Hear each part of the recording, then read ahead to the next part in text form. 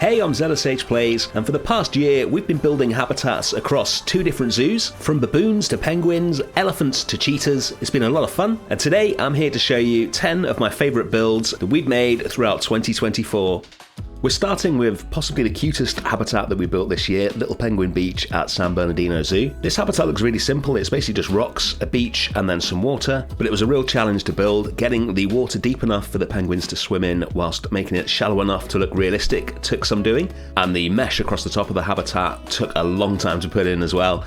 It's based on Penguin Beach at London Zoo and the Little Penguin habitat at Cincinnati Zoo, and nestled away in front of the huge Penguin Cove behind it. It's one of my favourite habitats in San Bernardino Zoo. I worked out that this is the 6th penguin habitat that I've built and the 5th one that we've seen on the channel, and there's a reason for that. I just love building for penguins. The combination of water and then rocks and then these cute little dudes, it's just always fun to do. We've built another one in Bellemont Zoo since then, so that brings it up to 7, and I'm sure there'll be more in future. I think I learned a lot about the game from building my first penguin habitats back in London Zoo 1985 and Tecton Zoo, and they were always going to be in the top 10. Next up is one of our latest builds, the mixed cheetah and black rhino habitat at Bellemont Zoo.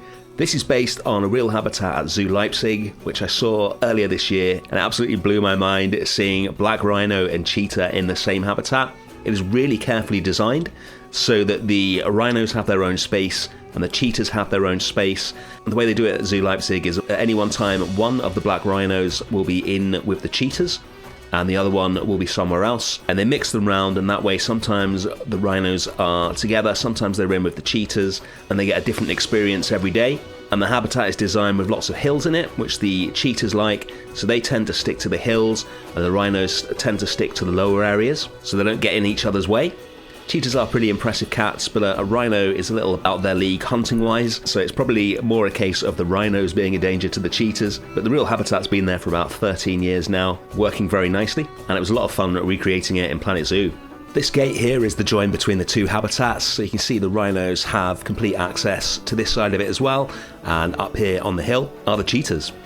Next up is our first ever cougar habitat, Cougar Crossing, and as you can see, it's not just a clever name. The cougar really can cross between the 2 parts of the habitat on this bridge here, and the concept was to have 2 fairly small, kind of mountainous looking habitats, and then have a bridge joining them so that the cougar would walk between them. Building an animal bridge in Planet Zoo is not the easiest task. I found by hiding climbable pieces in the bridge, it made it a lot easier to get him between the 2 habitats. Another trick I used was to make sure that the food for the cougar was in one of the 2 habitats, and then their toy enrichment items were in the other, and that gives them a reason to cross between the 2 habitats as well. And it's just such an awesome sight when the cougar is walking over the heads of the guests. Next up is possibly the most challenging habitat that we built this year, the Panda Garden at San Bernardino Zoo. I've wanted for ages to build a complex that houses both types of panda, and earlier this year we finally managed it. For inspiration, I took the Living Seas exhibit at Epcot in the USA, which is unusual for a zoo build, but I just love the way the building looked.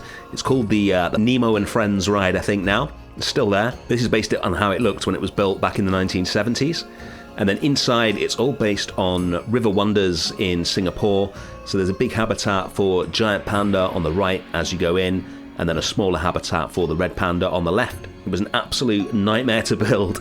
I think it took 3 episodes to get it all finished, but I'm so happy with the final result. Did a lot of work with using the wood chipping path as a floor for the habitat, and experimenting with using upside down trees to create some of the scenery. There's also some influence from a zoo in the Netherlands as well, which I'm not even going to attempt to pronounce today, having murdered it in about 3 episodes in a row. I tend to avoid large indoor habitats like this because the lighting tends to be pretty flat inside in Planet Zoo, although having seen how good it is in Planet Coaster 2 with the ray tracing, hopefully if there's a Planet Zoo 2, and that is not going to be an issue. Onto another big habitat, the Madagascar House at Bellemont Zoo. This is one of the first buildings that I had planned for the zoo. Originally it was going to be called the Mangrove House, and it's based on the classic 18th century palm houses. This one is based on the one in Vienna, just next to Tiergarten Schönbrunn Zoo. But I realised when I was designing it that having a classic palm house like this and then filling it with water so we could get mangroves in here was really not going to work. You'd have to make so many modifications to the building, and there's absolutely no way you'd be able to get planning permission for that, with this being one of the great palm houses. So when the Zookeeper's Animal Pack came out and the Shifaka was added, I decided to turn it into a Madagascar house instead, so we could have the Shifaka and the ring-tailed lemur in here. It is much more fun building big indoor habitats like this when all the walls are made of glass, because you get all this gorgeous lighting coming into the habitat and making everything look amazing. These kind of palm houses were one of the first things people used to build in Planet Zoo when it came out, because the classic glass pieces are perfect for building this kind of thing, but I'd never built one and it was a lot of fun doing it.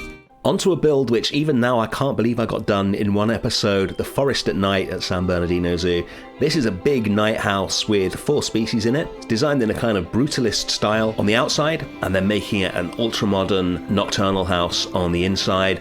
Lots of red and blue lighting, and some custom-made glow-in-the-dark footprints to guide the guests around that I was really happy with. The house features kiwi, which is one of the main drivers for me building this. I'd never built for the kiwi before, and they're such a unique animal. I've set everything up so there's just like a soft purpley glow in each of the habitats, which is quite commonly used in nocturnal houses. A lot of animals don't see the red colour spectrum particularly well, so you can get the lighting a bit brighter than you would do if it was just a normal light without disturbing them. And I managed to disguise the burrows in some little nest boxes as well, so they actually go in and out of those, which I was really happy with. The Forest at Night also features Chinese pangolins, one of my favourite animals. I actually saw them in real life for the first time earlier this year. They're absolutely amazing animals. Opposite them is a little exhibit for spiders. And then the climax of the area is a habitat for Egyptian fruit bats, which I really like. I love the walkthrough exhibits. And by making the paths out of sand, I was able to make like a little route around the room. So the guests will just walk in a straight line through the path of the walkthrough exhibit. But it looks like there are multiple paths that the guests can choose as well, which I really like. And it's always fun watching the bats flap around in here. Probably the closest we will ever get to building aviaries. Enough darkness, let's get some sunshine at the Great Rift Valley exhibit for baboons at Bellemont Zoo. I built this for the Zookeeper's Animal Pack, and it's based on the Great Rift Valley habitat at Singapore Zoo. It was originally supposed to have ibex in here as well as baboons, but I just could not work out how they did it at Singapore Zoo. I even managed to find some plans for the zoo, but they never explained how they got the ibex and the baboons into the same habitat, but with the ibex sticking to the rocks at the top and the baboons running around everywhere else. And especially with some of the limitations in building habitats in Planet Zoo in regards to only having one gate and things like that, I just could not get the ibex to work. But I'm still really happy with it, even with just the baboons in it. I managed to get 80 baboons in here, which is the same number they have at Singapore Zoo. And it's just such a good sight with that many baboons running around. They're such charismatic animals. And one of my favourite things about the habitat is the way that you can just see some of the European apartment buildings in the background peeking over the rocks at the back of the habitat. One of the main things I wanted to achieve in Bellemont Zoo. Into the top 3 now with my most successful build in terms of YouTube anyway this year, Sealand Shores. This is a recreation of the Sealand habitat, the Galapagos area in Houston Zoo. One of my favourite real life habitats. I would love to go there one day. It just looks absolutely amazing, and I recreated it pretty well here, I think. The only thing it's missing is the underwater tunnel in the original, which I switched out for a underwater viewing window because the underwater tunnels in Planet Zoo looks really janky. We got some little terrapins in here as well. I probably spent more time on the landscaping around the habitat than the habitat itself in order to get the guests where I want them to be and to get the seating in. It's on multiple levels. There's a little cave that the guests can go inside to get a different view of the sea lions as well as seeing the terrapins. And that takes them through to the underwater viewing as well. There's an animal talk point in there. It's one of those habitats where everything just came together really nicely, and definitely one of my favourites of 2024, possibly of all time. At number 2, we have Elephant Valley at Bellemont Zoo. This is the second massive elephant habitat that we've built on the channel. This one is definitely the biggest, and this one is definitely my favourite. I much prefer it to Elephant Forest at San Bernardino Zoo. It's based on 2 elephant habitats that I went to earlier this year, one at Prague Zoo and one at Zoo Leipzig. I've taken some of the scale of the enormous habitat that they have at Prague Zoo.